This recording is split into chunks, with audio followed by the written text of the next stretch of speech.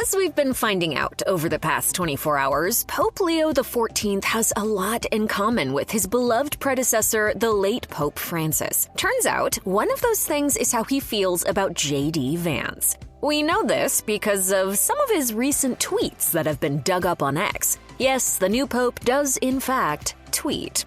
Oh, uh-oh. And it sure looks like he isn't much into the whole MAGA thing, or at least certain aspects of it. Not long after Vance took on the role of VP, Pope Leo XIV shared an article titled, "J.D. Vance is wrong. Jesus doesn't ask us to rank our love for others." He also shared an article that was critical of Vance's stance on immigration, as well as retweeting another that delved into the same topic. These were his only tweets since 2023, other than two about the late Pope Francis's health. Evidently, like many other Americans, the new pope has plenty of concerns about the country's direction, and he isn't afraid to speak up about them, the same as his predecessor. And that's the most interesting part of this whole thing. One of the articles Pope Leo XIV retweeted directly references Pope Francis's criticism of Vance and the way the VP has used Catholic philosophy to justify his stance on immigration. It all started with comments Vance made on Fox News regarding a Catholic concept called Ordo Amoris, which translates to order of love. Basically, the idea is that one is obligated to put their love for God above all else.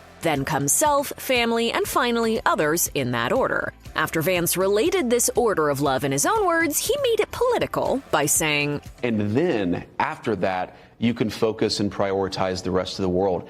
A lot of the far left has completely inverted that. Many were quick to criticize Vance for his weaponization of the concept, including academic Rory Stewart, who took to X to call out the VP. Vance then responded by tweeting, "Just Google Ordo Amoris. Aside from that, the idea that there isn't a hierarchy of obligations violates basic common sense. Does Rory really think his moral duties to his own children are the same as his duties to a stranger who lives thousands of miles away? Does anyone?"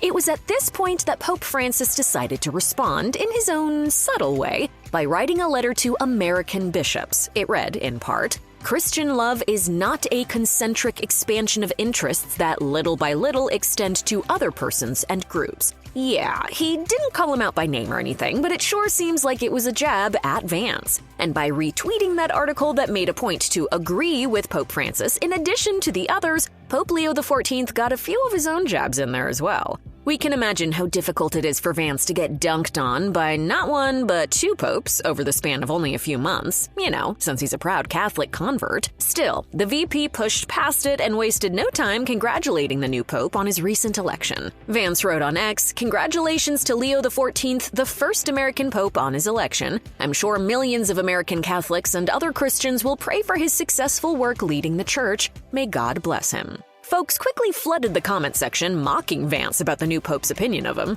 One commenter wrote, "He hates you, LOL." Another wrote, "Imagine not being liked by the pope. That sucks." Vance is becoming all too familiar with the feeling of being widely disliked and/or ridiculed since becoming VP, so it's likely that he isn't paying much attention to his critics at this point. And who knows how his relationship with Pope Leo XIV will evolve over time, if a relationship even develops in the first place, that is.